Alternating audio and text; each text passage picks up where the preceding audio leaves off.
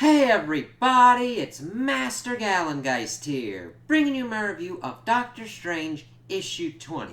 And this was a nice kind of wrap up and setting off point for where they're pretty much going to be taking Strange when they kind of reboot it slash relaunch it with him being the Surgeon Supreme kind of thing going forward.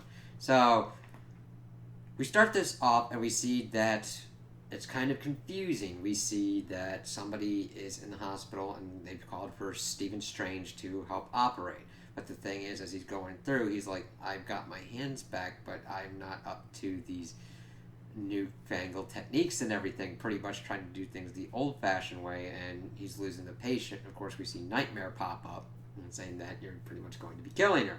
And Strange, of course, wakes up and starts talking with Bats about this new situation he's got since his hands have been healed. That he was a very good neurosurgeon and his hands were. He could work magic in a different way, showing as he's cutting an apple and carving a symbol onto the apple seed. Of course, Bats is, of course, talking about how he's like humble bragging and everything, but he's like, it goes back to the power and responsibility aspect that we see a lot throughout the Marvel Universe, mainly in Spider-Man, but with great power comes great responsibility. Yes, being the Sorcerer Supreme is an important job, but if he has the ability with his hands to operate in such an effective manner, should he not use that? And that's what he comes up with. He's talking about how he can't fill every minute of every day with being the Sorcerer Supreme, so he wants to pretty much do an info dump.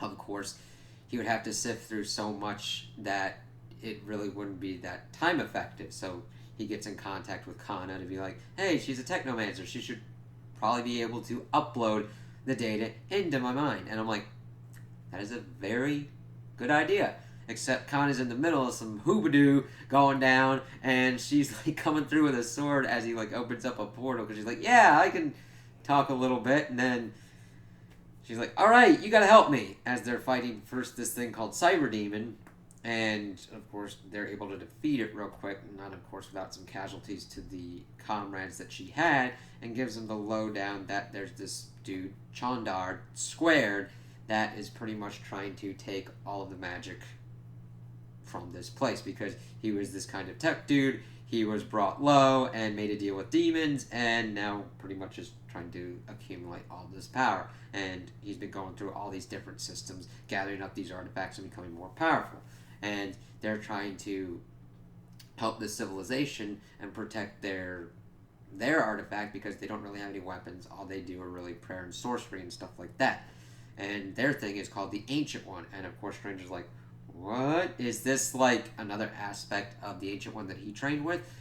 But no, we find out that it is essentially a magical artificial intelligence that, like, trillions of years ago, they pretty much pulled their resources together and created this, and as they were pumping kind of more magic and more knowledge into it, it gained sentience and would become more and more powerful. So Chandar Squared shouldn't get a hold of this. However, one of the comrades that had accompanied them was infected, got possessed, and then possessed the Ancient One system, and was pretty much wiping the floor with Kana. And of course, Strange is trying to do his usual magical spells and everything, but his hands have been healed and he doesn't have the muscle memory because he learned those spells with his damaged hands.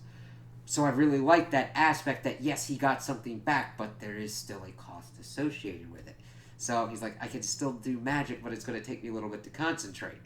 And of course, he does his bluff to Chandar Squared that, of course, he's giving up, but he uses his cloak to stab it with Kana's sword, stab the Ancient One possessed with Chandar Squared, and pretty much, I think, absorbs him into the blade, since Strange's magic is not known to the Ancient One system in this not universe, but system.